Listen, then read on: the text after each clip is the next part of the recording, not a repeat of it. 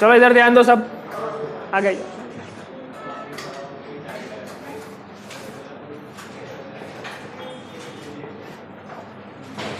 तो in last lecture we have started with SHM. NCERT में chapter का नाम क्या है? ऑसिलेशंस। तो ऑसिलेशन में सबसे पहले हमने क्या पढ़ा था? Oscillatory motion, definition of waves. Definition of wave क्यों पढ़ा? Because simple harmonic motion execute कौन करता है? वेव्स। सिंपल है, तो वो हमने अच्छे से लिंक बिठा दिया था कि कौन क्या होता है। तो आज फटाफट से 5 मिनट में रिवीजन करते हैं, फिर आगे बढ़ते हैं। शायद लास्ट टाइम ये डिस्कस नहीं किया था, what do we mean by periodic motion. तो at certain amount of time पे अगर कोई चीज़ अपना मोशन रिपीट कर रही है तो उसको बोलते हैं पीरियोडिक मोशन। सिंपल है। एक्चुअली पीरियोडिक मोशन का जो there are 2 types. Periodic motion का एक ऑसिलेटरी मोशन हमने पढ़ा था। ऑसिलेटरी मोशन का डेफिनेशन हमने क्या लिखा था? When something is moving to and fro, up and down kind of motion, अपनी मीन पोजीशन को ध्यान में रखते हुए वो ऊपर नीचे आगे पीछे का मोशन कर रहा है, तो उसको क्या बोलेंगे? Oscillatory motion. इसका एग्जांपल क्या हो सकता है? पेंडुलम। और इसका एग्जांपल क्या हो सकता है पीरियोडिक मोशन का? क्लॉक, कि हर 12 घंटे में 12 बजते हैं। कोई डाउट है उसमें? मतलब एक पर्टिकुलर टाइम पे वो क्लॉक चलती रहती है। पर पीरियोडिक मोशन और ऑसिलेटरी मोशन में डिफरेंस क्या है? ये अपनी मीन पोजीशन को पकड़ के चलता रहता है। Every periodic can be explained as oscillatory motion, but every oscillatory can not be explained as periodic motion.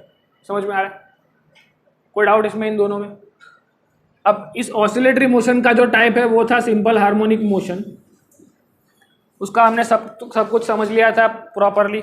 Omega किसे बोलते हैं, फ्रीक्वेंसी किसे बोलते हैं, टाइम किसे बोलते हैं, टाइम पीरियड किसे बोलते हैं। थोड़े फॉर्मूलास लिख के याद करा देता हूँ। फ्रीक्वेंसी का फॉर्मूला क्या था हरिओम? 1 time period. फिर ओमेगा का फॉर्मूला क्या होता था? The 2 pi multiple of normal frequency is known as angular frequency. उसके बाद क्या था? हमने ऐसा देखा था कि if the wave is travelling, तो उसके 2 कंसेक्यूटिव क्रस्ट और थ्रू का बीच का जो डिस्टेंस है उसे क्या कहना पड़ेगा हमको? Lambda is the wave length. पर वेव जहाँ तक जाता है, अब वेव ने जब प्रोपोगेट करना चालू किया तो किसी फेज से चालू किया, इनिशियल फेज, और फाइनल फेज क्या था? Omega T plus 5 according to NCERT. हमने जो पढ़ा था वो भी सही है, पर अब हम एनसीईआरटी के लेवल से पढ़ रहे हैं तो we will consider this as total phase. ये इनिशियल फेज है जहाँ से मोशन चालू हुआ, और पूरा कंप्लीट होने के टाइम पे ओमेगा टी प्लस 5 जितना फेज होगा। तो what was the displacement of the particular wave front?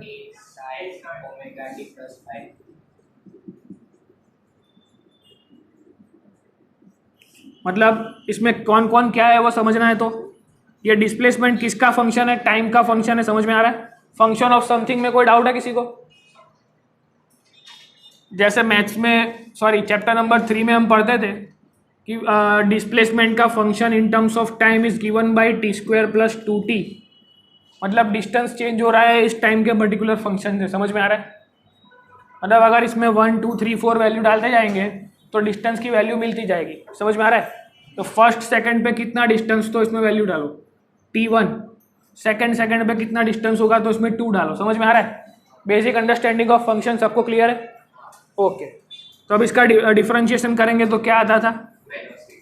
Velocity. क्या था फॉर्मूला वेलोसिटी का? A omega. Okay,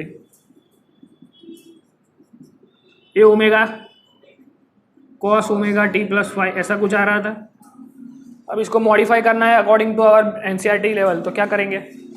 sign square theta plus cos square theta equal to 1 होता है। ऐसा कभी देखा है? Identity, trigonometrical identity.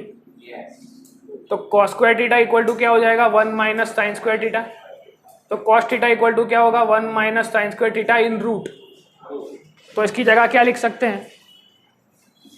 ए ओमेगा का A omega, cos omega T plus 5 की जगह क्या लिख सकते हैं? Root 1 minus sine square omega T plus 5। Because वहां पे थीटा है तो यहाँ पे थीटा कौन है? ये पूरा ब्रैकेट है। समझ में आ रहा है? तो वी टी का एक और फॉर्मूला मिला। अब सपोज मुझे ए को अंदर मल्टीपल में डालना है तो क्या करेंगे, इसको अगर अंदर डालना है स्क्वायर रूट के अंदर तो स्क्वायर होकर के जाएगा, तो फॉर्मूला क्या बन जाएगा, omega will be as it is. पर जैसे ही हमने स्क्वायर रूट को अप्लाई किया तो ये वैल्यू प्लस माइनस हो जाएगी।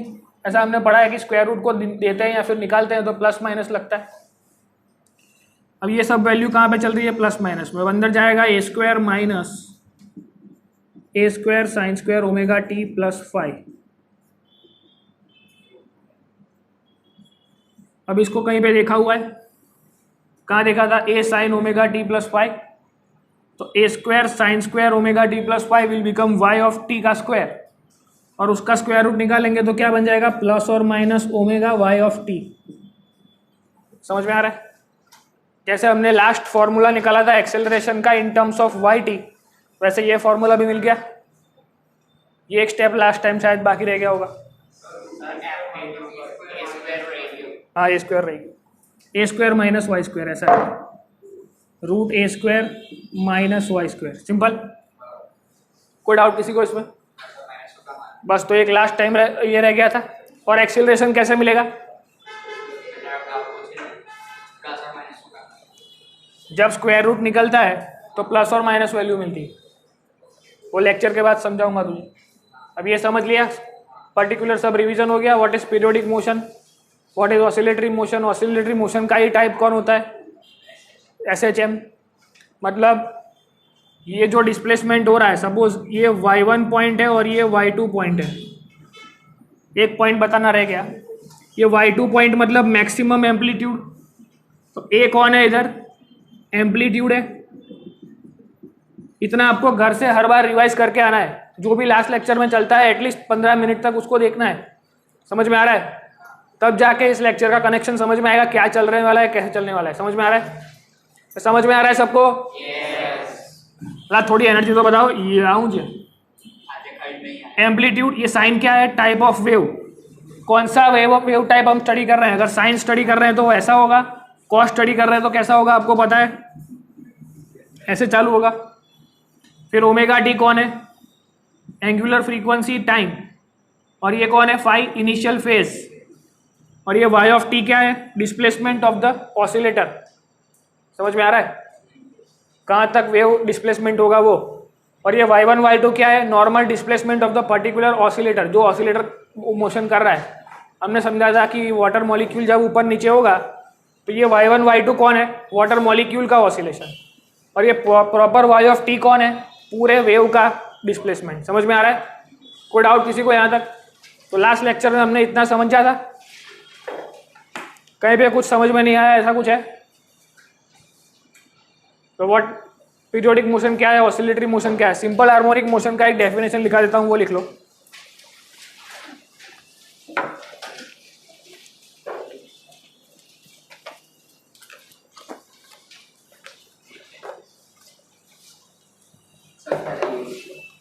लकीला बड़ा बच्चों, ये लास्ट लेक्चर में कराया है वही है, और कुछ नया नहीं है। पर समझो हमारी मेथड क्या है, वी नीड क्यूमुलेटिव रिवीजन। जितना ज़्यादा रिवीजन होगा उतना टॉपिक आपके दिमाग में बैठ जाएगा। समझ में आ रहा है? उतना वेरिएशन आप जल्दी कर पाओगे। बोर्ड्स का ही रिवीजन नहीं है तो नीट में नहीं जा रहे हैं अपन। समझ में आ रहा है? That's why we are targeting कि इस 2 महीने में 11th का बोर्ड्स इतना अच्छा कर ले कि नीट में अच्छे से अपन जा पाए। समझ में आ रहा है? नीट JEE के लिए टाइम है, JEE के लिए थोड़ा कम टाइम है, पर हो जाएगा 2 महीने में आप प्रॉपर। अब आपका जो एग्ज़ाम है वो 18 मार्च को है, सॉरी 18 अप्रैल को है, 11th का फाइनल एग्जाम। तो 10 अप्रैल तक मैं आपके सारे चैप्टर्स रिवाइज कराऊंगा, उसके हर वीक टेस्ट होंगे। So that's the proper schedule आपको मिल जाएगा अभी 2-3 दिन में। एवरी वीक टेस्ट होंगे पर्टिकुलर चैप्टर्स के।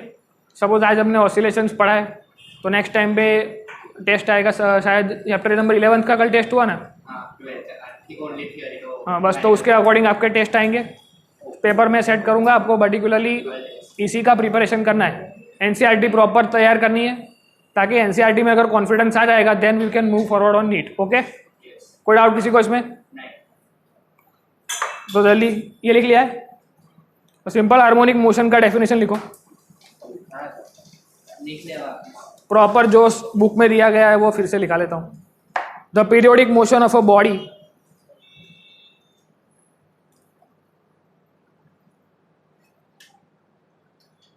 about a fixed point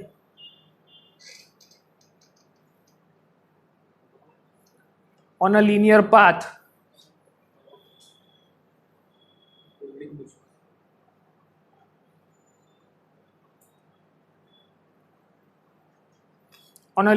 तक लिख लिया. Under the influence of the force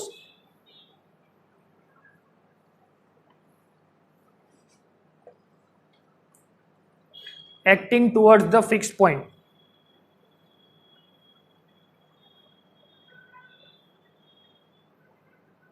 and proportional to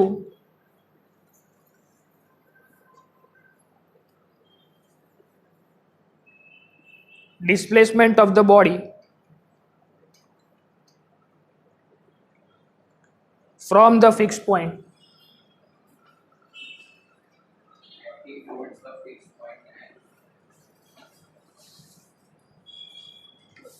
acting towards the fixed point and proportional to displacement of the body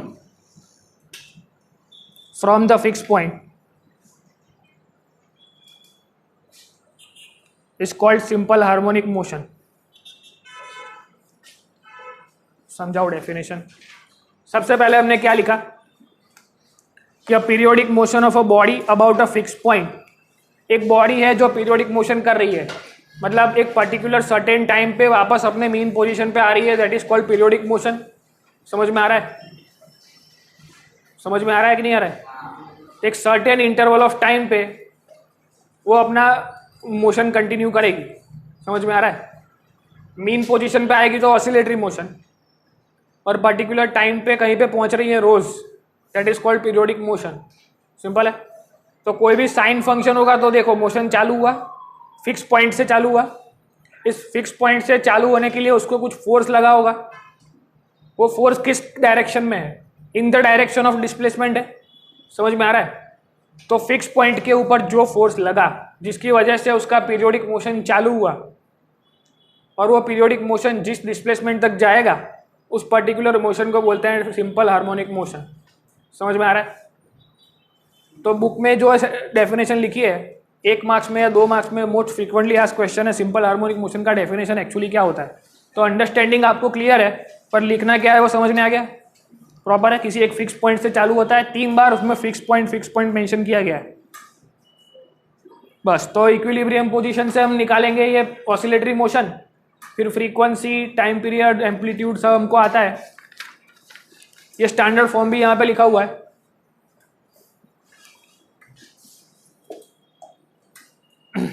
अब हेडिंग डालो, ये add कर लेना velocity of simple harmonic oscillation, simple harmonic motion, उसका displacement velocity वाला component आज हमने add कराया. ये again this is another formula for velocity. हाँ, जो डेरिवेशन हमने लास्ट लेक्चर में किया था वीटी और एटी का, उसमें वीटी को थोड़ा एलाबोरेट नहीं किया था, वो यहाँ पे कर दिया है. अब इसके बाद जो हेडिंग डालना है वो डालो force law of simple harmonic motion. जैसे मैंने डिस्कस किया था कि चैप्टर नंबर 3-4 में हमने क्या पढ़ा, पोस्टुलेट्स ऑफ मोशन. यहाँ पे हम पढ़ चुके हैं कि what are the postulates of simple harmonic motion. सबसे पहले एसएचएम कौन है और वो क्या क्या करता है. तो y of t, v of t, a of t हमने समझ लिया. अब समझना है कि कौन से फोर्स के इन्फ्लुएंस में ये चल रहा है. समझ में आ रहा है? बाय द डेफिनेशन में लिखा हुआ है कि in some kind of influence of force, किसी फोर्स पर्टिकुलर फोर्स के इन्फ्लुएंस में ये अपना मोशन चालू करेगा फिक्स पॉइंट से. तो वो फोर्स कौन सा है वो हमें समझना है.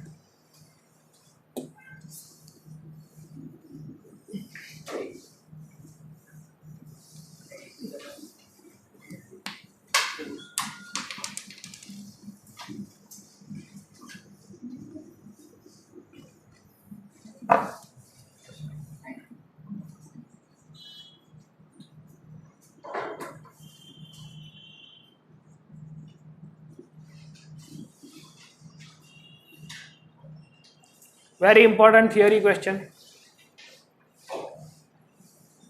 इसका फॉर्मूला डिराइव करना बहुत बार आता है. अब क्या है फोर्स लॉ, क्या होता है? तो according to Newton second law, we know that force is defined as ma. Okay, here we have described three of the formulas. y of t का फॉर्मूला क्या था?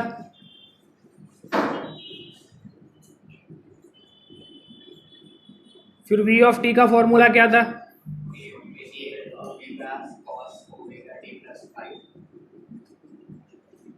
फिर एक्सेलरेशन t का फॉर्मूला क्या था?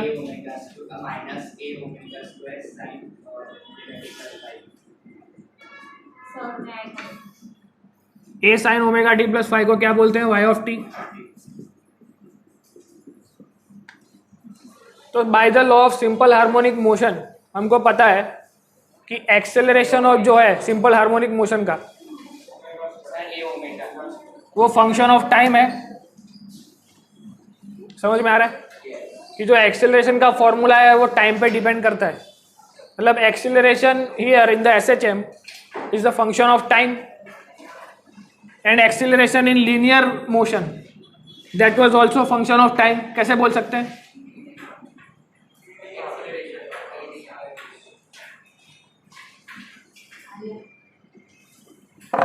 ओके तो यहां से क्या समझ सकते हैं कि acceleration of SHM is the function of time. और यहां से क्या समझ सकते हैं? जो लीनियर मोशन में हमने पढ़ा था F equal to ma where acceleration is also called v by t, then we can say that both of the acceleration are function of time t, so that इस एक्सेलरेशन की जगह पे उसकी value रख सकते हैं. समझ में आ रहा है? तो फर्स्ट डेफिनेशन में क्या लिखोगे? We know that by the Newton second law force is equal to ma where acceleration is the function of time and again हाँ रूल रखो. चलो पहले चलो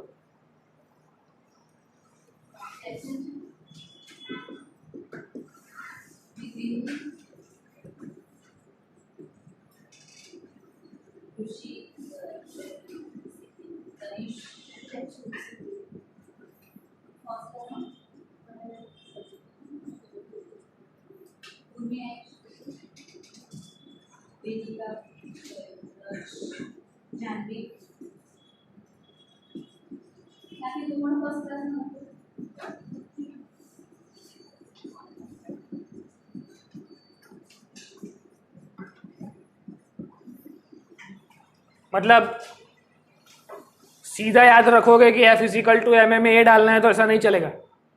वी हैव टू एक्सप्लेन कि भाई ऐसा क्यों कर सकते हैं.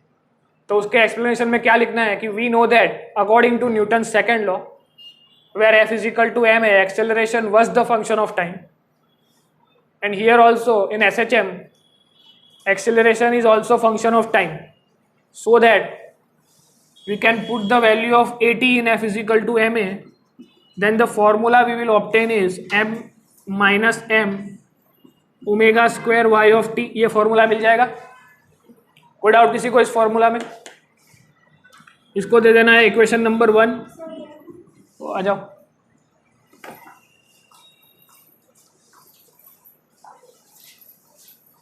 क्या हुआ? टाइम नहीं आइडिया था आपको? ठीक है.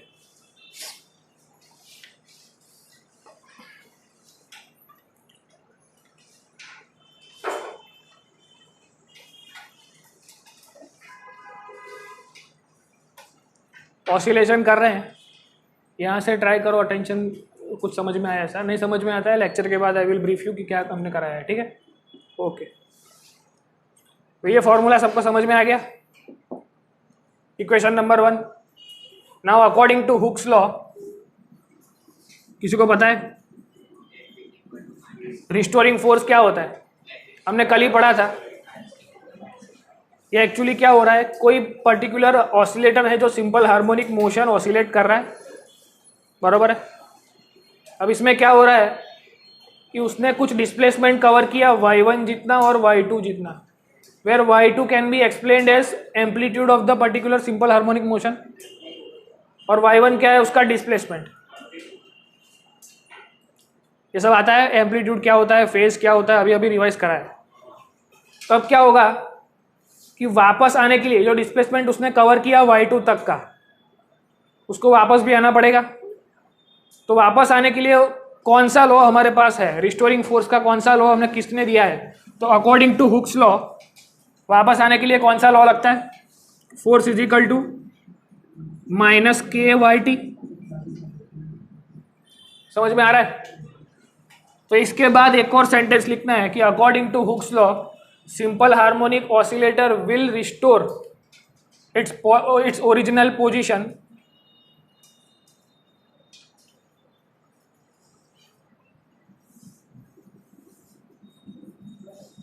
for restoring that original position according to Hooke's law the restoring force will be this.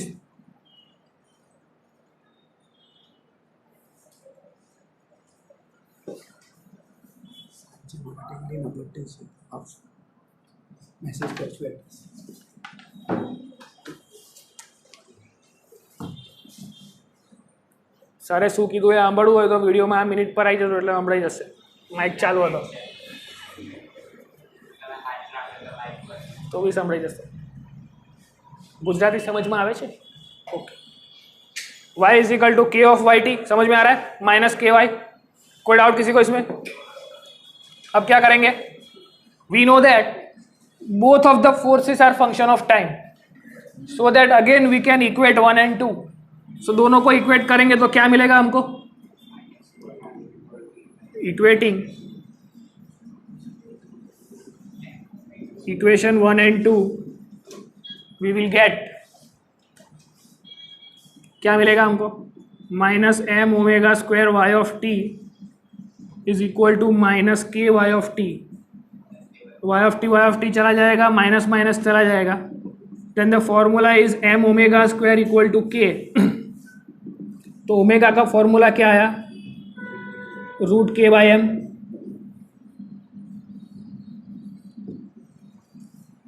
Omega कौन था? Angular frequency. If we want to obtain normal frequency तो ओमेगा इज इक्वल टू क्या होता है? 2 पाई एफ.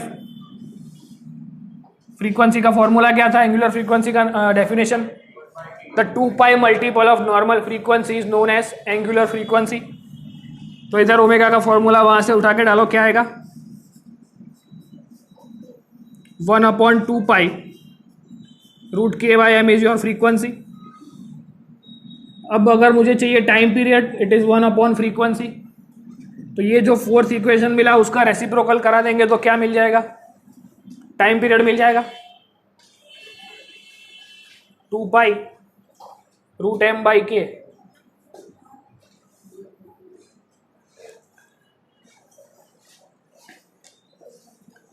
पेज के ऊपर अभी तक जितने भी फॉर्मूला है वो सारे ऐसे साइड पे नोट करते जाना है. वीटी का फॉर्मूला अभी अभी हमने क्या कराया था हरिओम? प्लस और माइनस ए, नहीं plus of minus omega under root of a square minus Y square. तो ये 4 फॉर्मूलास आर देयर. और कौन सा फॉर्मूला है अभी तक? तो omega is equal to 2 pi f, time period is equal to 1 frequency. Okay. और अभी जो फॉर्मूला आया वो किसके लिए आया है? कोई भी सिंपल हार्मोनिक ऑसिलेटर अगर ऑसिलेशन कर रहा है और सिंपल हार्मोनिक मोशन एग्जीक्यूट कर रहा है तो उसका टाइम पीरियड कितना होगा? 2 pi under root m by k. तो फोर्स लॉ अगर पूछे तो क्या करोगे? First of all according to Newton second law f is equal to m हमको पता है. उसमें हमने क्या किया? We know that this acceleration is the function of time. Similarly a t is also function of time. तो क्या हो सकता है? दोनों एक दूसरे के सेम हो जाएंगे. तो एक्सेलरेशन की वैल्यू यहाँ से यहाँ पुट कर सकते हैं. तो force is equal to this. अब उसने मोशन चालू कर लिया है लेकिन वापस उसको रिस्टोर होने के लिए कौन सा फोर्स लगा? ये वाला फोर्स लगा. कौन सा? According to Hooke's law restoring force is given by this formula. तो दोनों फोर्स फंक्शन ऑफ टाइम के ही है तो दोनों को इक्वेट कर सकते हैं. इक्वेट करेंगे तो वहाँ से हमको मिल जाएगा ओमेगा. अगर ओमेगा मिल गया तो फ्रीक्वेंसी और टाइम पीरियड. समझ में आ गया? What are the steps? First of all Newton second law से चालू किया.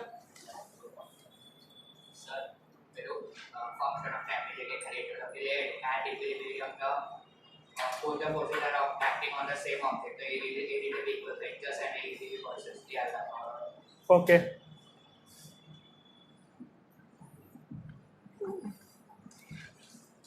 फटाफट से नोट कर लो इसको।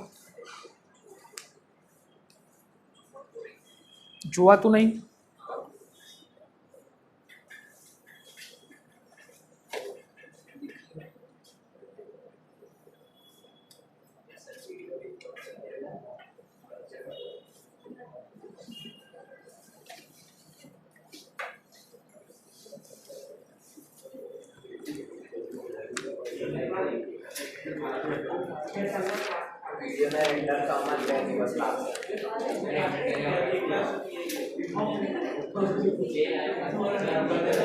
ए बस ओए,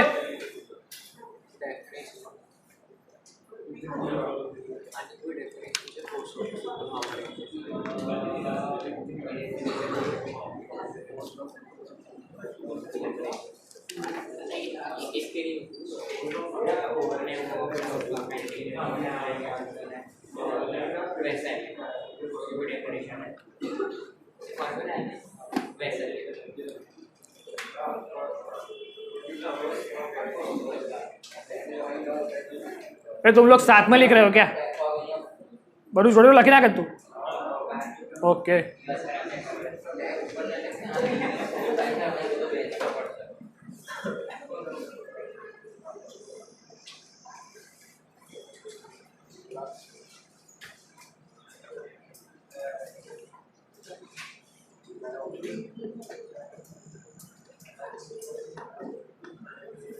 एनसीईआरटी का एग्जाम्पल नंबर 1 सॉल्व करो तुम लोग।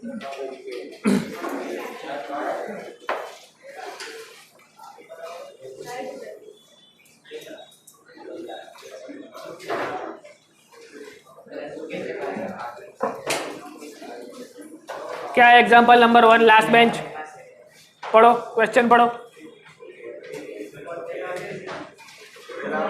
बस ये बातें बंद, एकदम चुप हो।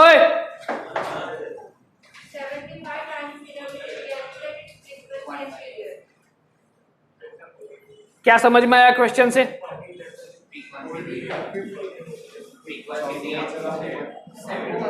वेट, क्या है भाई? टाइम अपॉन 1 मिनट, 1 मिनट को कन्वर्ट करना है।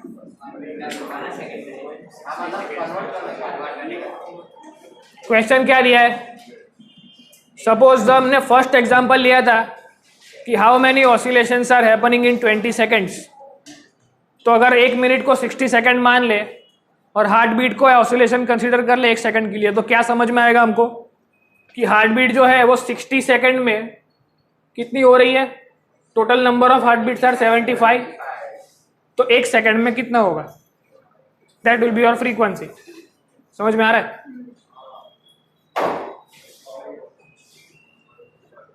Time period is equal to 1 upon frequency.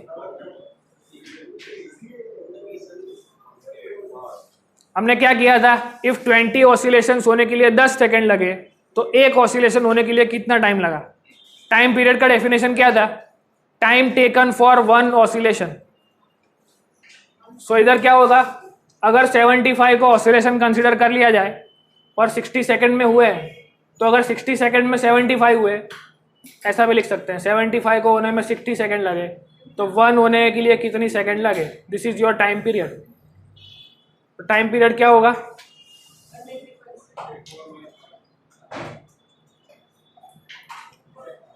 .80 something आएगा। हाँ 0.8 आएगा, बरोबर है। 0.8 सेकेंड, और 0.8 सेकेंड को इस फॉर्मूला में डाल दो तो फ्रीक्वेंसी क्या मिलेगी?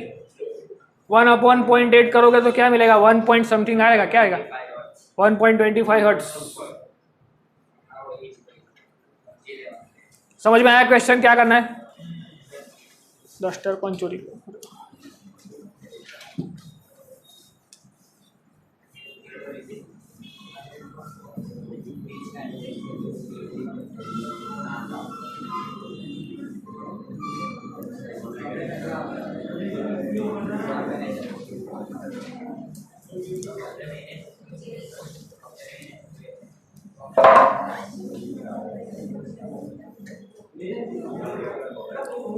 अब देखो इधर ध्यान दो। एनसीईआरटी में मेजर स्ट्रेस दिया गया है simple harmonic motion by oscillating spring, spring force सबको याद है कि किसी भी स्प्रिंग को अगर खींचा जाए, स्प्रिंग फोर्स के ऊपर पूरा लेक्चर किया था एनएलएम के अंदर कि अगर ये स्प्रिंग अपनी नेचुरल लेंथ पे है और उसको अगर एक्सटेंड किया जाए यहाँ से फोर्स दे करके, तो वो कैसा फोर्स लगाएगी? Spring will always try to attain its original natural length. समझ में आ रहा है? तो वो इस तरफ फोर्स लगाएगी अगर मैं उसको एक्सटेंड करूँगा। अगर स्प्रिंग को कंप्रेस कर दिया जाए अपनी मीन पोजीशन से, तो वो कहाँ फोर्स लगाएगी? बाहर की तरफ। कंप्रेस करने के लिए मैंने अंदर की तरफ फोर्स लगाया ऐसे, तो वो अपनी नेचुरल लेंथ को अटेन करने के लिए कहाँ फोर्स लगाएगी? टूवर्ड्स, मतलब आउटसाइड। सिंपल है। और फोर्स का फॉर्मूला क्या था? -kx। ये x कौन था? तो नेचुरल लेंथ से उसको कितना एलोंगेट किया गया या कितना कंप्रेस किया गया, that will be your x। और k कौन था? स्प्रिंग कांस्टेंट, कि कौन से मटेरियल का स्प्रिंग बना है उसके ऊपर डिपेंड करता है कि स्प्रिंग स्टीफ होगी कि स्टीफ नहीं होगी। सिंपल है बस। तो अभी क्या करना है? We have to consider oscillations due to a spring. Force law पढ़ते ही उसका एप्लीकेशन समझ लेते हैं कि किस टाइप के सम आते हैं। ठीक है, ये कॉमन टॉपिक है आपके मतलब नीट में भी यही टॉपिक है और बोर्ड्स में भी यही टॉपिक है। पर एनसीईआरटी में एक केस दिया है, अपन 3 केस करेंगे। सिंपल है, वो भी 3 केस पूछते हैं। That's why we will consider this 3 of the cases. तो पहला केस क्या है? स्प्रिंग फोर्स का। मैंने वहाँ पे भी बताया था जब एनएलएम में हमने पढ़ा था कि यहाँ पे हमारा नॉर्मल स्प्रिंग फोर्स से ज़्यादा मस्ती नहीं करेगा, लेकिन जब हम ऑसिलेशन पढ़ेंगे, सिंपल हार्मोनिक मोशन पढ़ेंगे, तो स्प्रिंग के बहुत सारे वेरिएशंस आ सकते हैं। Now we are considering this particular case. अब साथ में लिखना मत रखो, एक बार समझ लो क्या हो रहा है। I will give you time for right. समझ में आ रहा है? अब समझ लो, एक स्प्रिंग है, ये है नहीं एनसीईआरटी में, लेकिन ये क्वेश्चन बहुत बार पूछा गया है नॉर्मल स्कूल में ही। धोखा, ब्लैक चला दो वे, अलग कलर नहीं पहन जो इसे। चल से चल। Consider 2 springs with spring constant K1 and K2। ये 2 अलग अलग स्प्रिंग ऐसे समझ में आ जाएगा। अब क्या करना है? यहाँ पे एक m मास लगाया हुआ है। अब क्या होगा कि मास लगाने की वजह से ये स्प्रिंग ऑसिलेट करेगी ऐसे ऐसे, और अगर ये ऑसिलेट कर रही है तो उसके बारे में हम क्या बोल सकते हैं? उसका टाइम पीरियड मिल सकता है, उसकी फ्रीक्वेंसी मिल सकती है, उसका ओमेगा मिल सकता है, सब कुछ मिल सकता है। एक्चुअली एनसीईआरटी में क्या आएगा? ओनली टाइम पीरियड, लेकिन टाइम पीरियड लाएंगे तो सब मिल जाएगा। तो derive an expression for this condition for time period, ऐसा क्वेश्चन आएगा। तो क्या करोगे आप लोग? कोई आइडिया लगाओ क्या कर सकते हैं इसके अंदर?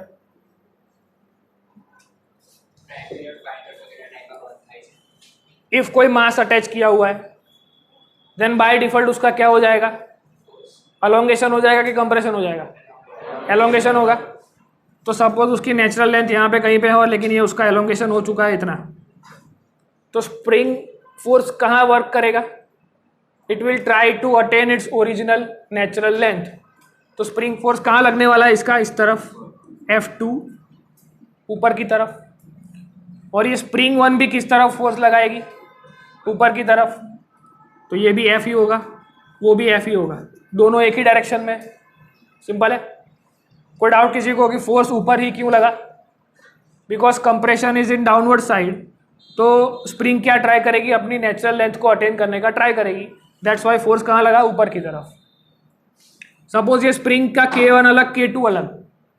इसका मतलब क्या हुआ कि ये स्प्रिंग अलग मटेरियल की होगी, ये अलग मटेरियल की होगी। अगर सेम मटेरियल की भी होगी तो इसका डायमीटर, मतलब जो होगा स्प्रिंग का क्रॉस सेक्शनल एरिया, वो कम ज़्यादा हो सकता है। मतलब कोई एक स्टिफ होगी, कोई एक अलग, दोनों की स्टिफनेस अलग अलग होगी। इतना समझ में आ रहा है? K का मतलब अलग है। तो दैट्स वाई अगर ये Y1 जितना एलोंगेट हुआ है तो ये Y2 जितना एलोंगेट होगा। दोनों सेम एलोंगेट नहीं हो सकते, because spring constant are different. 2 springs are completely different. समझ में आ रहा है? तो ऐसे क्वेश्चन को स्टार्ट कैसे करना है? ये डेरिवेशन भी बोल सकते हैं, इसको सम भी बोल सकते हैं। एनसीईआरटी में एक सम दिया है शायद 14.4 के आसपास का, जिसमें ऐसी कंडीशन है कि बीच में कोई ब्लॉक है और ऐसे स्प्रिंग लगाई हुई है। आउच आउच हाँ बस ये एक केस है, ऐसा ही एक केस है, बट प्रॉपर एक्सप्लेनेशन नहीं दिया है अंदर कि how particular things are happening. तो उसके लिए ये केस करता है, उसके बाद आपको दूसरे जो भी केसेस है वो आपको समझ में आ जाएंगे कि क्या करना है। एक यूट्यूब वाला एक फेमस क्वेश्चन है कि एक ऐसी यूट्यूब होती है, फ्लूइड मैकेनिक्स पढ़ लिया आपने। अब इस यूट्यूब के अंदर कोई लिक्विड भरा जाता है। अब इस लिक्विड का हम क्या करेंगे, ऐसे ऐसे ऑसिलेशन कराएंगे। तो यहां से वाई हाइट का नीचे उतरेगा तो यहां से वाई हाइट ऊपर जाएगा। तो ये भी कौन सी, अगर ये सिंपल हार्मोनिक मोशन कर रहा है, क्या इसको सिंपल हार्मोनिक मोशन बोल सकते हैं? तो सबसे पहले उसको एक्सप्लेन करेंगे।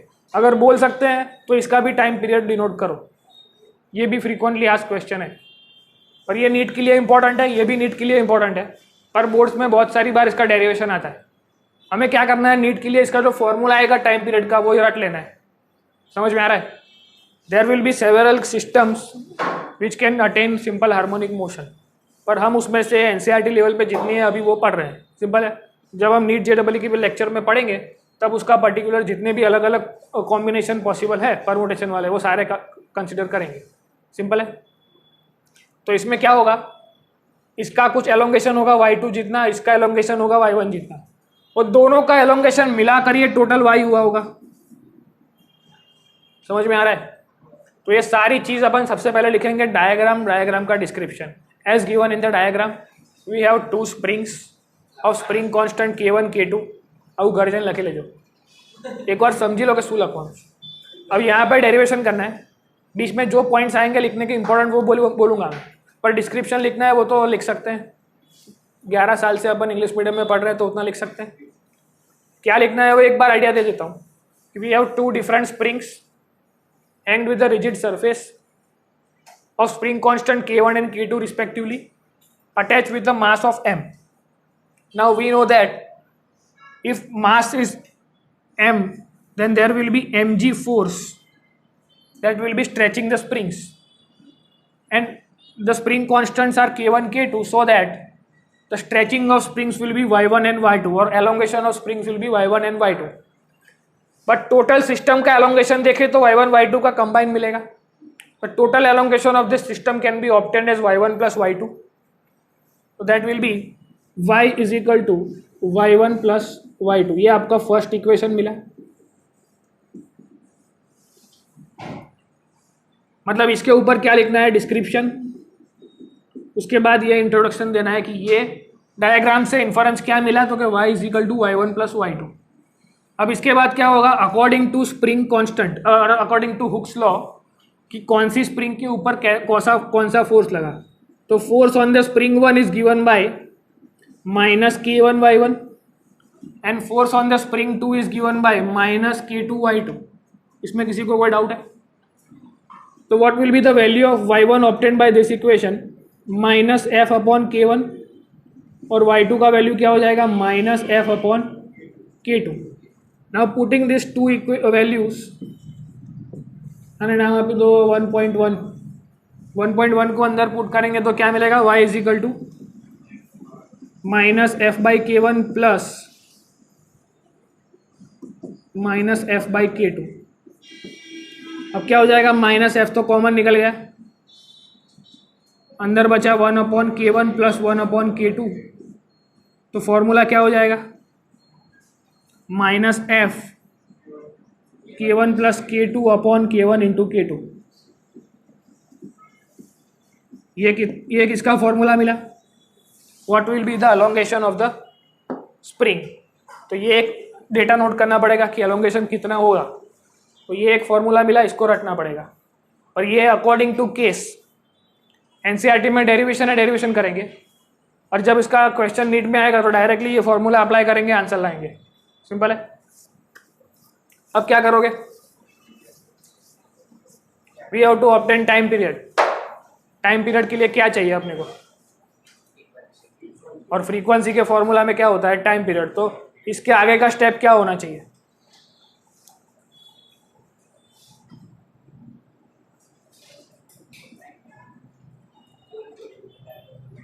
इतना नोट डाउन करो फटाफट, चलो તમારે જ કહેવાનું છે, આની આગળ શું કરવાનું છે.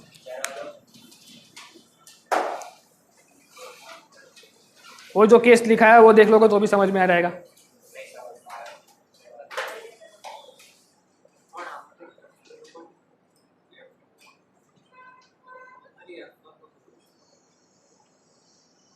समझाओ, આ સમજ પડશે તો સમજ પડી જશે. Thank you.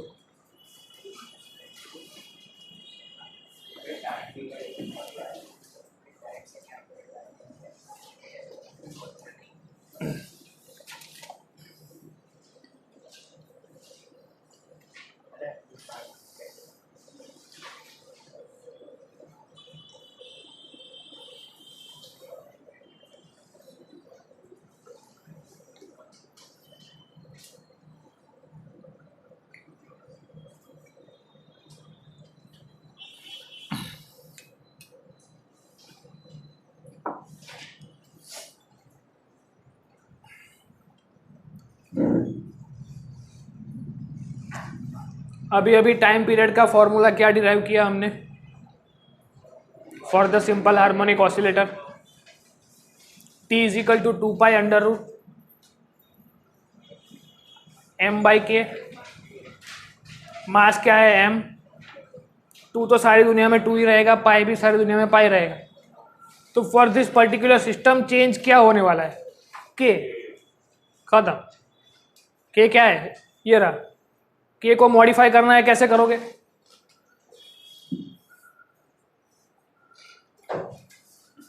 Now consider k1 equal to k2 equal to k dash.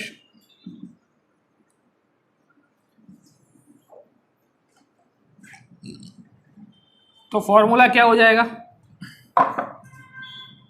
यहां से सबसे पहले f इक्वल टू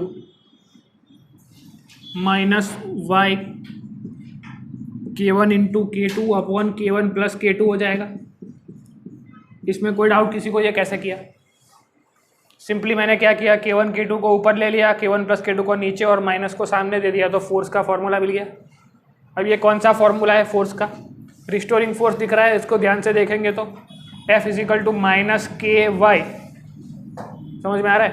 जितना एलोंगेशन हुआ और ये स्प्रिंग का क्या है, स्प्रिंग कांस्टेंट का कॉम्बिनेशन. और स्प्रिंग कांस्टेंट के कॉम्बिनेशन के अंदर k1 k2 को k डैश ले लूँगा तो क्या हो जाएगा, माइनस वाई के डैश का स्क्वायर अपॉन 2 k डैश. तो एक एक k डैश चला जाएगा तो क्या बचा, माइनस वाई के डैश बाई 2. ये फाइनल फॉर्मूला आया फोर्स का, restoring force of the combination of springs. कि ये जो कॉम्बिनेशन है वो जिस तरीके से ऑसिलेट करेगा, सबसे पहले ऐसे कॉम्बिनेशन में कितना एलोंगेशन, फिर ऐसे कॉम्बिनेशन में कितना रिस्टोरिंग फोर्स, तो इतना रिस्टोरिंग फोर्स. फिर ऐसे कॉम्बिनेशन के लिए टाइम पीरियड क्या मिलेगा, तो 2 pi under root m by k, where k कितना है, k डैश बाई 2. तो 2 pi under root 2m by k dash. This will be your final formula of time period for this kind of case.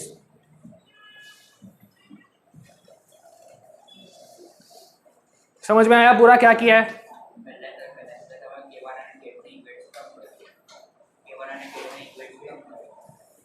एक मानी लीधું હમણાં easy બનાવવા માટે. અલગ અલગ હોય તો આવું ના ઉરાવા દેવાનું. આવું ઝુમકું રહેશે આખું મોટું. આપણે આને નાનું બનાવવા માટે આવું બધું કર્યું. ये हमने अज्यूम कर लिया कि consider k1 equal to k2 equal to k dash for what, क्योंकि ये जो पूरा इतना बड़ा ब्रैकेट आ रहा था उसको छोटा ब्रैकेट करना था. समझ में आ रहा है? और टाइम पीरियड का डायरेक्ट फॉर्मूला लाने के लिए ये सब किया. समझ पड़े हम करे.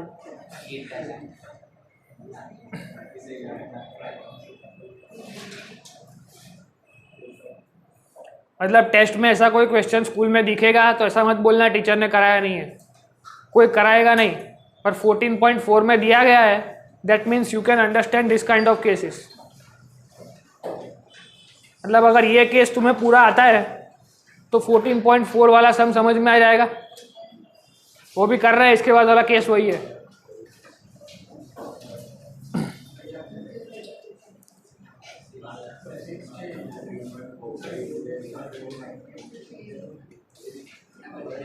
तो नेक्स्ट लेक्चर में बाय डिफॉल्ट आपका होमवर्क क्या होगा, जितने भी फॉर्मूला यहाँ तक हुए उसका एक अलग से लिस्ट चाहिए हमको। सिंपल है। लिस्ट कैसे बनाओगे?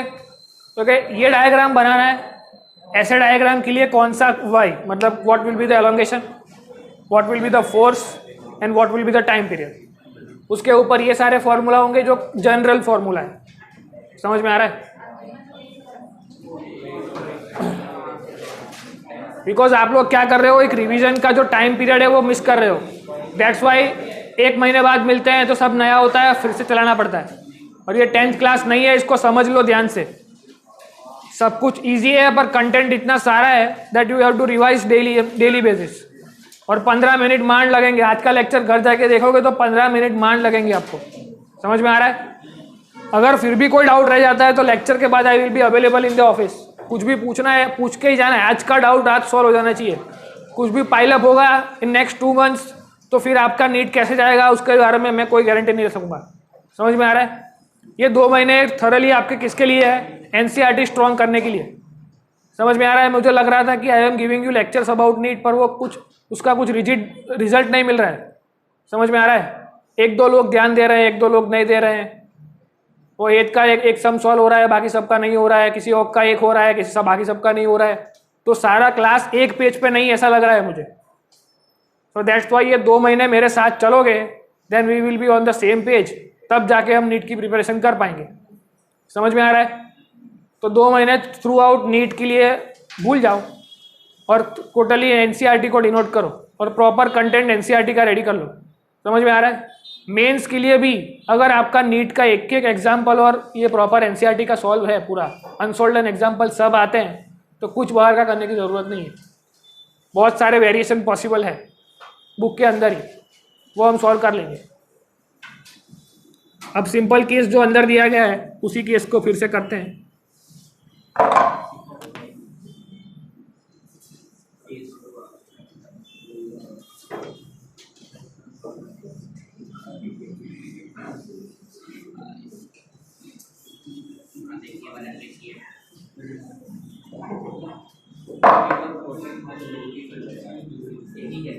ये एग्जाम्पल नंबर 14.4 ही है,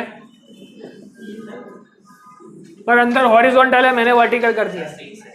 6 काय लावे वो दिल पर नहीं ले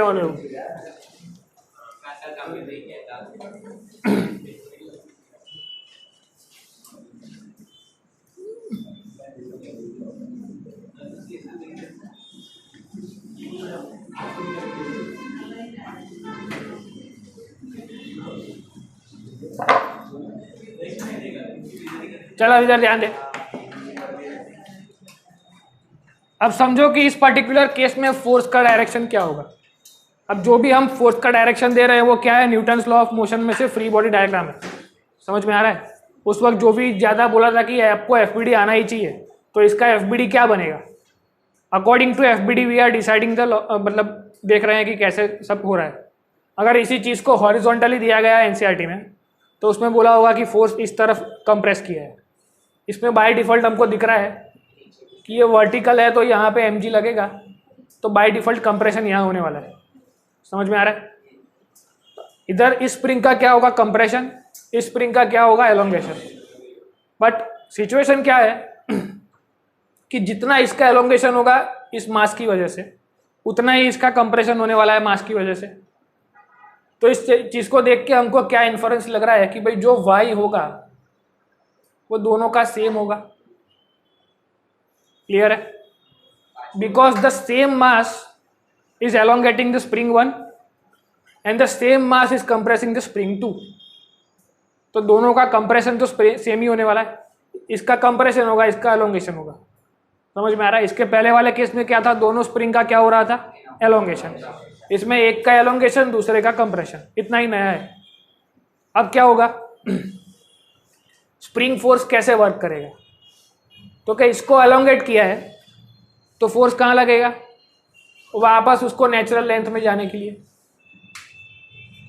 इसको कंप्रेस किया है तो ये भी वापस नेचुरल लेंथ में जाना चाहेगी, तो अगेन फोर्स का डायरेक्शन तो एक ही तरफ है। तो अब क्या बोल सकते हैं, what will be the equation starting from the description. Diagram खत्म करो, उसका डिस्क्रिप्शन लिखो। डिस्क्रिप्शन में क्या होगा, as given in the diagram we have two surfaces connecting with spring constant K1 and K2. In between the two springs we have attached the mass M. Now the mass M is in the between the particular springs, so according to the due to the mass of the spring 2 will be compressed and spring 1 will be elongated, but mass is same, so that the elongation and compression will be same. इतना लिखना है। उसके बाद क्या लिखना है कि अगर दोनों का कंप्रेशन सेम हुआ है तो दोनों की वजह से जनरेट होने वाला फोर्स कौन होगा, -K1y F is equal to -K2y। समझ में आ रहा है, force on one, force on two. Restoring force तो नेगेटिव हो जाएगा ना, ये समझ में आया नेगेटिव क्यों है, because restoring force is always in the direction of opposite to applied force. तो अप्लाइड फोर्स कंप्रेशन, तो रिस्टोरिंग फोर्स उसको ऊपर ले जाएगा, और अप्लाइड फोर्स एलोंगेटिंग है तो उसको वापस नेचुरल लेंथ में ले जाने के लिए ऑपोजिट डायरेक्शन में लगेगा। फिर ये सब समझने के बाद हमको क्या पता चला कि the total force is combination of F1 and F2, so that अगर दोनों का फॉर्मूला रखे -K1y प्लस -K2y, तो y कॉमन निकल जाएगा, अंदर बचेगा K1 प्लस K2। इस पूरे को अगर मान लिया जाए K डैश, तो फोर्स का फॉर्मूला मिल गया। फोर्स के ऊपर से अगर मुझे एलोंगेशन का फॉर्मूला चाहिए तो -F/K डैश, और इसी के ऊपर से अगर मुझे टाइम पीरियड का फॉर्मूला चाहिए तो वी नो दैट जब किसी फॉर्मूला हमको पता है और उसमें वैल्यू डालनी है तो उसको इंट्रोड्यूस ऐसा करते हैं किसी भी थियरी में कि we know that time period of any body oscillating or doing simple harmonic motion, because simple harmonic motion is the type of oscillatory motion। तो अगर ये चीज ऑसिलेशंस कर रही है तो वी नो दैट उसका टाइम पीरियड कितना होगा, m/k। Now putting the value of k dash,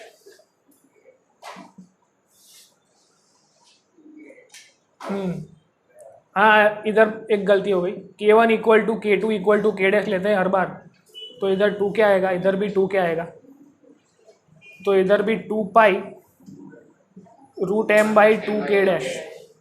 अंदर आउट आ जाए, चेक कर ले हैं, अंदर जो करो आ जाओ, इसके नहीं आओ तो बस बराबर।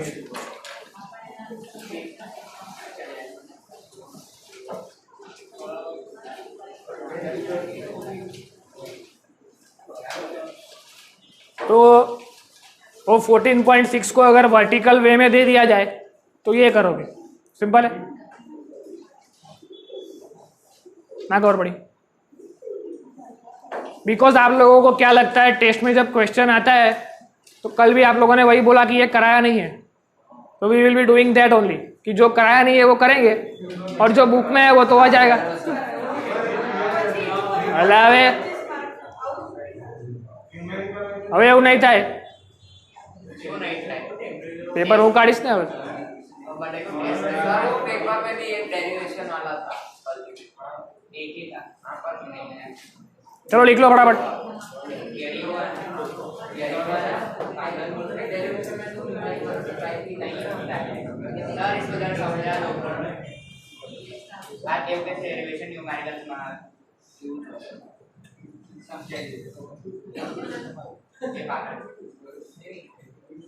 जिसने लिख लिया है उसके लिए एक और केस बना के दे रहा हूं।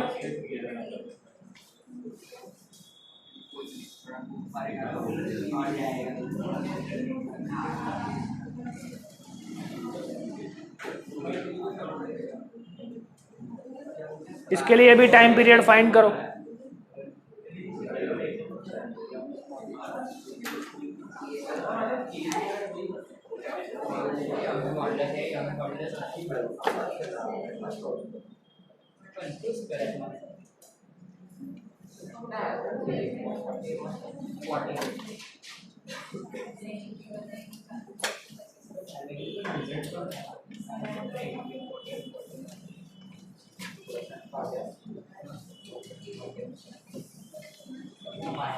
એક્ઝામ્પલ રહી ગયું ને, કયું રહી ગયું? આના પછી કયું બાકી હતું આપણું? ના ઉપર એની પહેલાંના એક્ઝામ્પલ તો બધા બાકી રહી ગયા ને આપણે. સર તમે જે ડિસ્ક્રિપ્શન બોલ્યા લખો એક્ઝામમાં લખવું પડે કમ્પલસરી.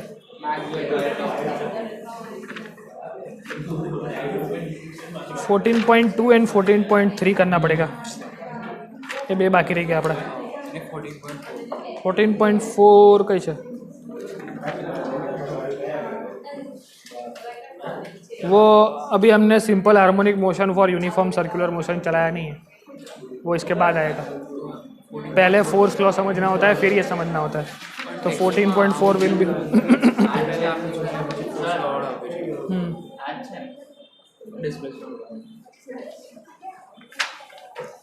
ओके.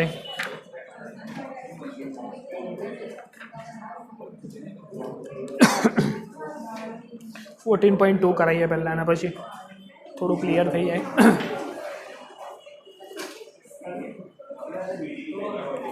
ये सॉल्व किया केस 3.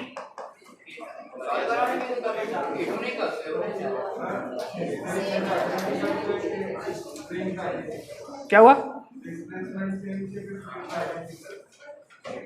मास सेम तो सेम.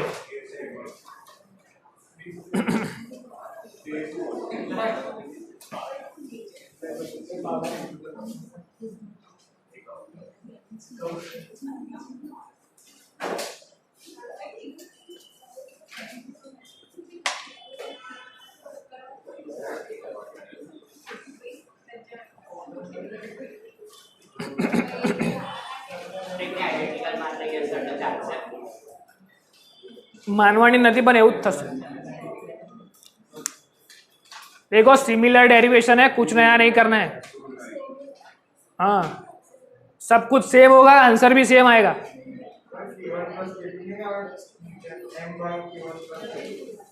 इधर ने उभो रे जो आ K1 + K2 છે ને એને આપણે K લીધું, નોર્મલ K, એટલે અહીંયા K આવશે. ખાલી K આવે તો બી ચાલે, કાં તો -y2k' લખે તો બી ચાલે. એટલે આપણે જે લીધું છે બરાબર જ છે. હવે કન્ફ્યુઝ ના થઈશ. सेम टू सेम बुक जेव लाવું जरूरी नहीं, आंसर साचो हो જોઈએ. ये सब कुछ सिमिलर होगा. कैसे? तो कि भाई स्प्रिंग 1 और स्प्रिंग 2 लगाई हुई है, उसको m मास से एलोंगेट किया गया, तो दोनों का एलोंगेशन सपोज इसका मीन पोजीशन यहाँ होता, नेचुरल लेंथ यहाँ होती, तो नेचुरल लेंथ से उसका एलोंगेशन हुआ x जितना, तो y जितना. क्या हुआ? कौन सा 2? 2k. हाँ बिकॉज K1 + K2, K को मैंने K' लिया है, यहाँ पे आएगा K1 + K2, तो K' + K' = 2k'. समझ में आया क्या किया इधर? तो सिमिलरली दोनों के ऊपर फोर्स लगा F1 F2, इधर भी नीचे की तरफ लगा, सॉरी इसको भी ऊपर की तरफ लगेगा अपनी नेचुरल लेंथ वापस लाने के लिए, इसका भी ऊपर की तरफ लगेगा अपनी नेचुरल लेंथ वापस लाने के लिए. तो दोनों फोर्स ऐड होकर के बनेंगे कैपिटल F. दोनों फोर्स की वैल्यू सेम जाएगी, सेम K1 K2, उसके लिए फोर्स भी सेम, y भी सेम और t भी सेम.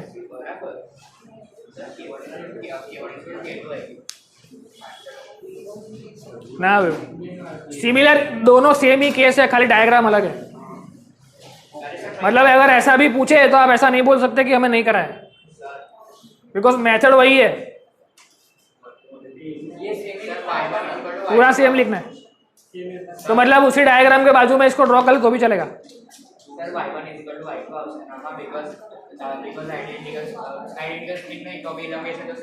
એવું છે, સેમ જ છે એવું તો કહું છું. હા એ તો કહું છું. ના થાય, ના થાય.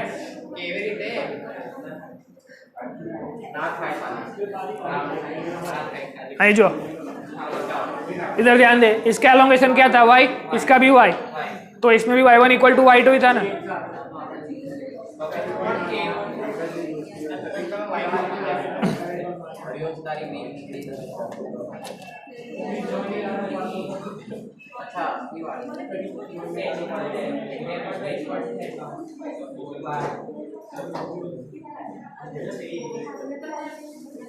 चलो एग्जांपल नंबर 14.2 स्टार्ट करो।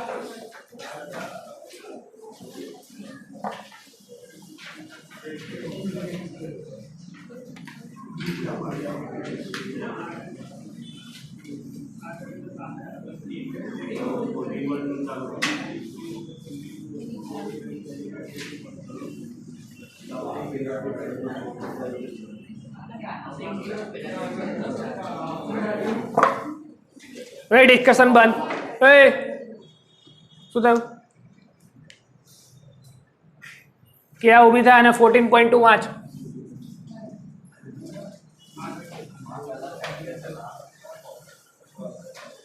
Which of the following function of time represents a periodic and p non-periodic function? Give the period for each case of periodic function.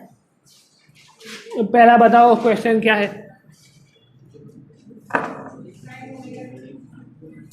Only sign omega T.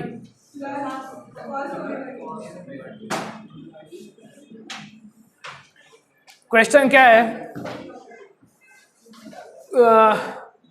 क्या ये फंक्शन पीरियोडिक है, अगर है तो इसका time period find करो। उच्च ना, if the function is periodic then find the time period of the function. Periodic function का मतलब क्या होता है कि सर्टेन अमाउंट ऑफ टाइम पे वो अपनी पोजीशन वापस रिटेन करे या वापस उस जगह पे आए। हमने जैसे क्लॉक का एग्जांपल लिया था कि 12 बजने में 12 घंटे लगते हैं, तो हर 12 घंटे में 12 बज जाएंगे। Sign omega T plus cos omega t. और तनिष्क जैसा नसीब है तो रोज 12 बज जाएंगे, है तनिष्क? नहीं बजता। अब देखो इधर ध्यान दो, अब आपको थोड़े ट्रिग्नोमेट्रिक आइडेंटिटीज जो मैंने कराई थी बेसिक मैथमेटिक्स में, वो याद होनी चाहिए।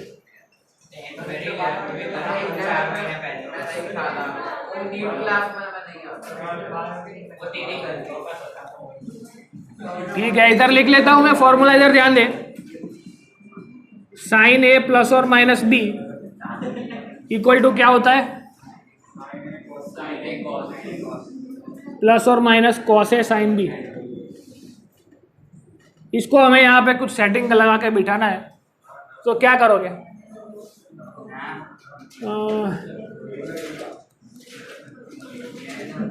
वो तो हम हाँ ऐसा कर सकते हैं, मल्टीप्लाई एंड डिवाइड बाय 1/√2। तो ऐसा हो जाएगा।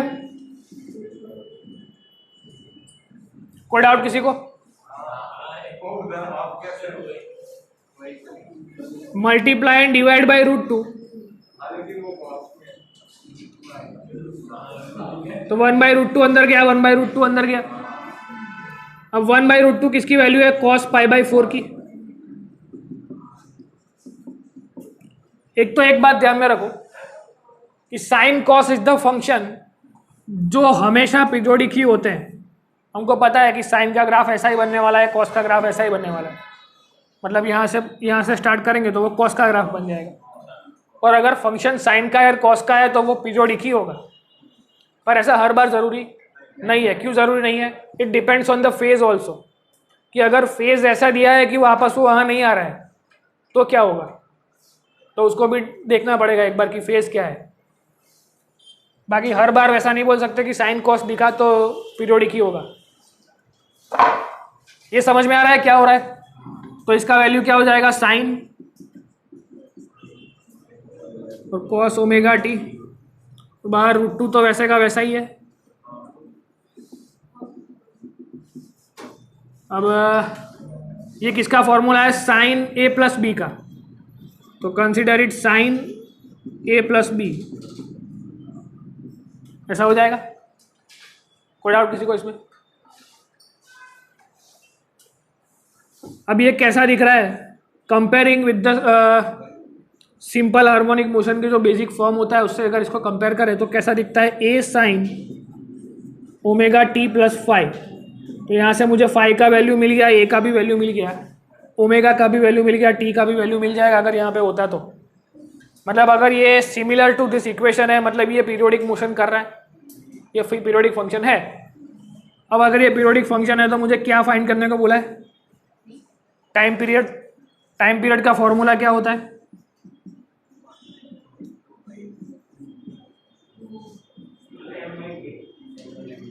नहीं यहाँ फॉर्मूला नहीं चलेगा।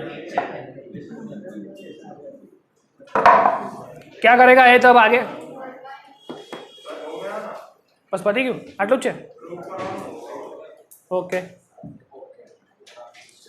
अच्छा આટલું જ છે કે છે કઈ બીજું?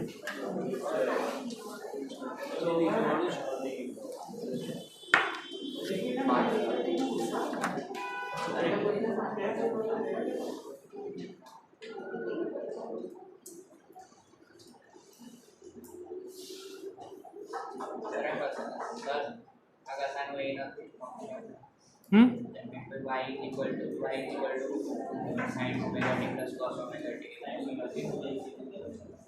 y इज इक्वल टू શું बोला मांगे तू? ये सेकंड वाला क्वेश्चन है, उसमें क्या है, sign omega T plus cos 2 omega T plus sign 4 omega T. तो इसको भी सिमिलरली ऐसे ही सॉल्व करोगे, क्या आएगा उसका,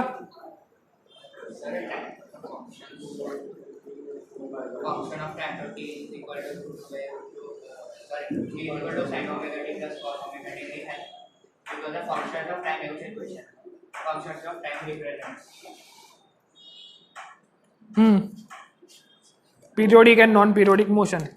हाँ, तो t is equal to sin omega t plus cos omega t ना, ફંક્શન ઓફ ટાઈમ રિપ્રેઝેન્ટ્સ, मतलब ફોર્મ્યુલામાં ટાઈમ છે એવો मतलब था। सपोज मैं वो बोलूँ फंक्शन ऑफ एक्स, तो उसका मतलब होता है x square plus 2xy plus C, ऐसा कुछ भी हो सकता है, और फंक्शन में एक्स होगा, बस इतना ही मीनिंग है उसका। फंक्शन ऑफ टाइम का मतलब होता है कि जो भी फॉर्मूला होगा उसमें टी दिया होगा, बस मतलब this particular function is changing with values of x, बस बाकी सब कांस्टेंट।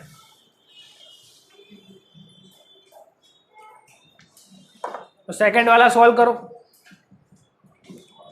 और थर्ड एंड फोर में आंसर क्या आएगा, नॉन पीरियोडिक। क्यों ऐसा होगा, बिकॉज ई रेस टू क्या है, माइनस ओमेगा टी, और लास्ट फॉर्मूला क्या है, लॉग ओमेगा टी। मतलब for different values of time there will be always different value of this. मतलब इसमें 1 2 3 4 रखते जाओ तो ई की वैल्यू ऑलवेज डिफरेंट डिफरेंट आती जाएगी। मतलब एक पीरियोडिक टाइम पे वापस वही वैल्यू आए ऐसा पॉसिबल नहीं है, तो दोनों वैल्यू नॉन पीरियोडिक है, बस खत्म। और ये साइन कॉस वाला सेकंड स्टेप देखोगे तो पहले वाले का 2 से मल्टीपल करो तो कॉस 2 ओमेगा टी आता है, उसका 2 से मल्टीपल करो तो साइन 4 ओमेगा टी आता है।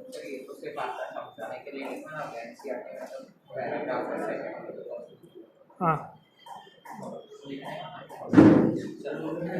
पैराग्राफ नहीं लिखना है, ऐसा लिखोगे तो भी चलेगा। 1 बाई कौन, कॉस 45 को रेडियन में पाई बाई 4 बोलते हैं।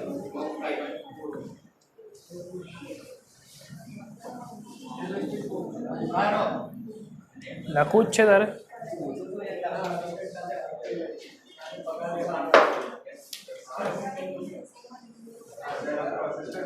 10 મિનિટ બાકી છે હોય કે સંભળાઈ ગયું મને, પણ નોટ બતાવીને જવાનું છે। આ છેલ્લી આખી બેન છે પેલી ખ્યાતિથી માંડીને, પેલું નામ છે પેલી છોકરીનું, તેનું નામ क्या है, Netra.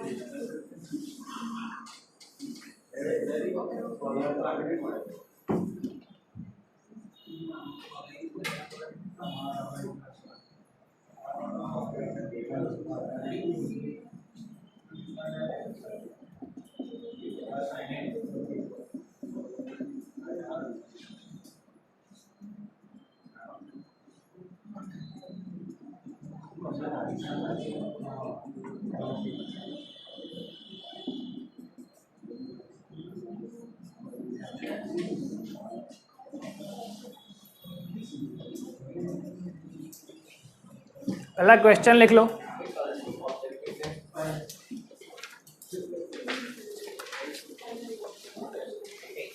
A U-tube is partially filled with a liquid of density rho.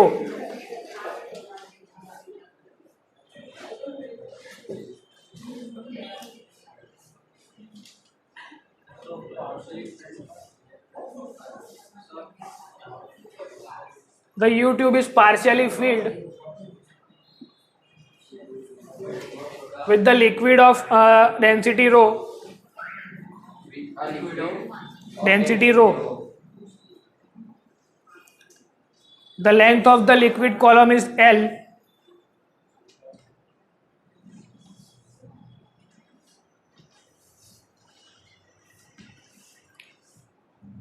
Now if the liquid of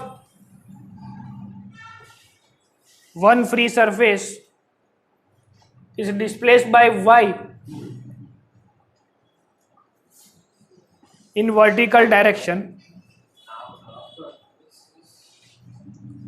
एक फ्री एंड का जो लिक्विड है उसको y से डिस्प्लेस कराया गया, तो यहाँ पे y से ऊपर जाएगा.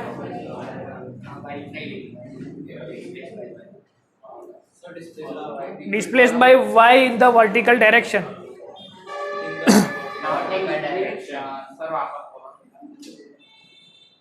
A U-tube is partially filled with liquid density rho. The length of the liquid column in each arm is L. Now free surface, now one free surface of the liquid in one arm is displaced by y in the vertical direction and allowed to oscillate in the U-tube. उसमें ऐसे oscillate करने के लिए allow किया है उसको, नहीं.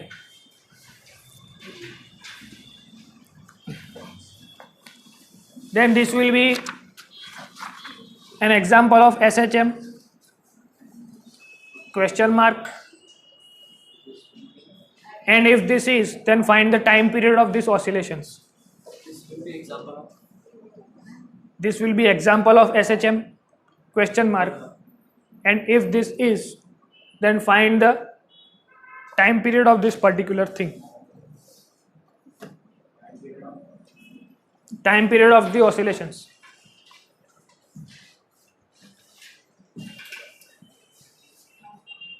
Question समझ में आ गया सबको? मतलब अभी जो हमने 3 केस कंसीडर किए थे स्प्रिंग फोर्स वाले, ऐसा ही केस है, पर इसमें कौन सा चीज का यूज आया? लिक्विड कॉलम का फ्लूइड मैकेनिक्स में से. मतलब अभी के जो भी चैप्टर्स आएंगे उसमें सारा मैकेनिक्स यूज हो सकता है. 10 minute.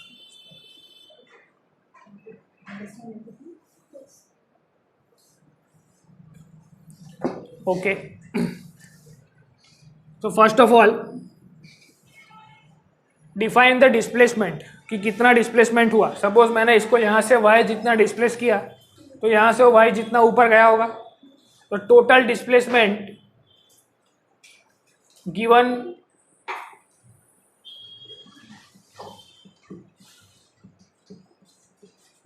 For oscillating liquid is y in one free end, and by default दूसरा y उसके ऊपर लग गया, so total displacement can be defined as 2y. Equation number 1 या टोटल हाइट, जो भी आपको समझ में आए. Now from the fluid mechanics we know that the pressure exerted by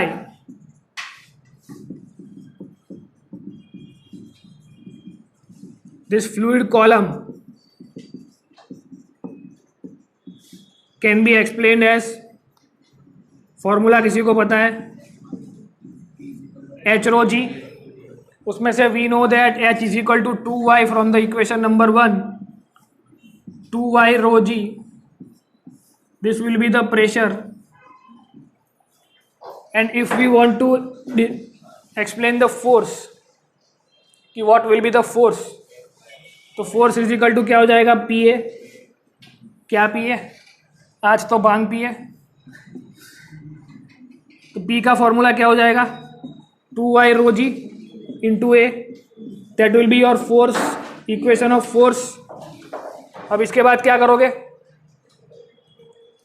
according to the reflex action of this particular row pushing downwards and this will be uplifting upwards.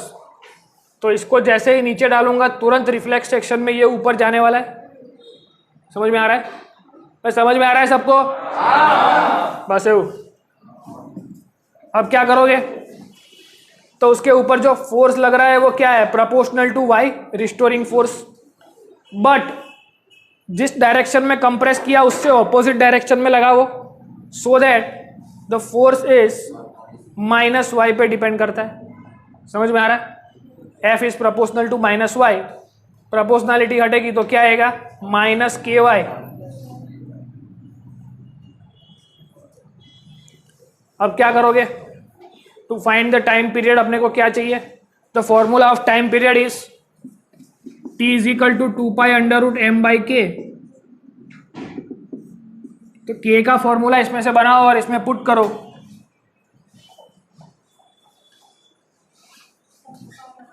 फटाफट try करो Suhas.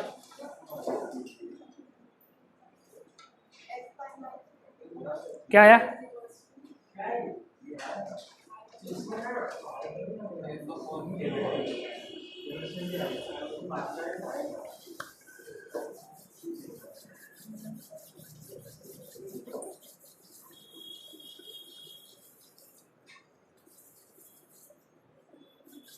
by root of 1 by root GA.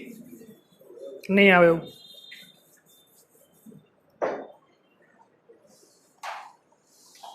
y cancel करता है ना,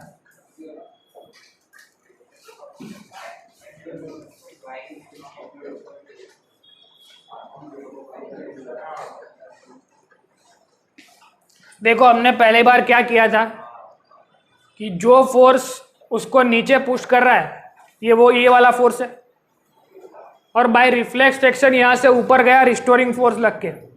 समझ में आ रहा है? जैसे स्प्रिंग को दबा रहा था तो रिस्टोरिंग फोर्स ऊपर जा रहा था, तो इसको लिक्विड को दबाने के लिए ये वाला फोर्स लगा, तो बाय रिफ्लेक्स एक्शन में ये वाला फोर्स ऊपर गया माइनस के वाई. सिंपल है. अब इन दोनों फोर्स को कंपेयर करें तो इसमें से क्या हो रहा है, ये देखो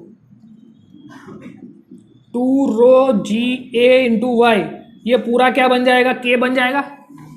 समझ में आ रहा है? बस तो अब कुछ करना नहीं है. वी हैव ऑब्टेन के by comparing the this two equations. अब जो के मिल गया वो इसमें पुट कर दो. एम का फॉर्मूला क्या कहाँ से लाओगे, m is equal to density into rho is equal to mass into mass upon volume. तो mass is equal to rho into we.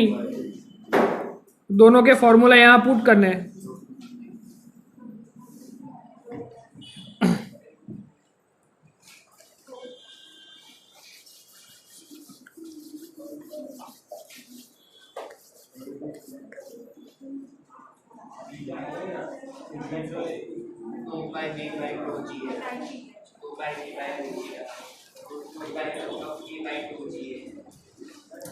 ये सॉल्व किया पहले, mass is equal to l v rho v. तो rho की जगह L A आ जाएगा, L की जगह क्या आ जाएगा 2 वाई ए.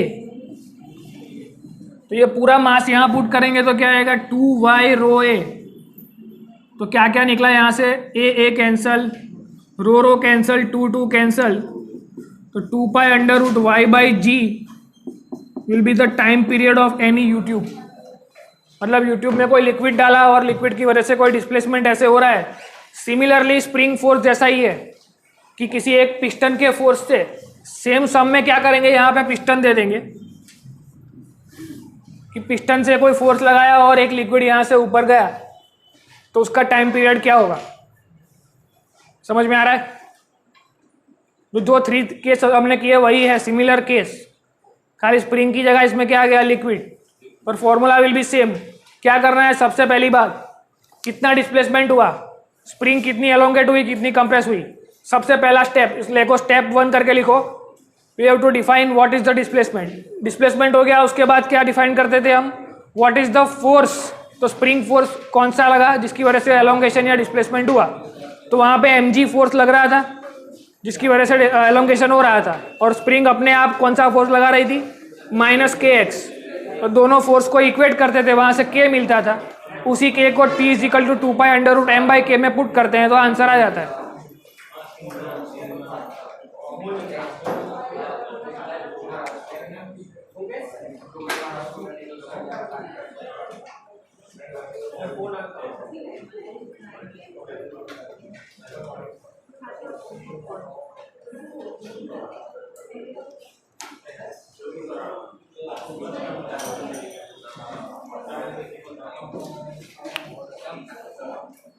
होमवर्क में यहाँ तक के एग्जाम्पल्स अनसोल्ड में से 1-2 सम दे रहा हूँ।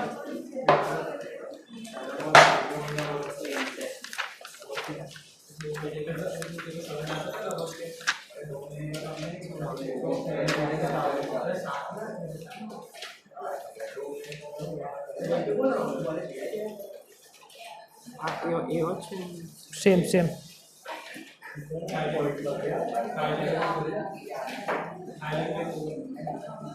अनसोल्ड में से एग्जाम्पल अनसोल्ड 14.9 एंड 14.13।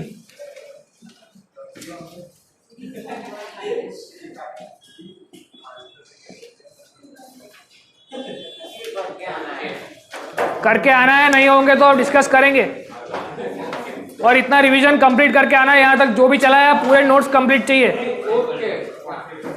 बस ठीक है, आज के लेक्चर में इतना रखते हैं।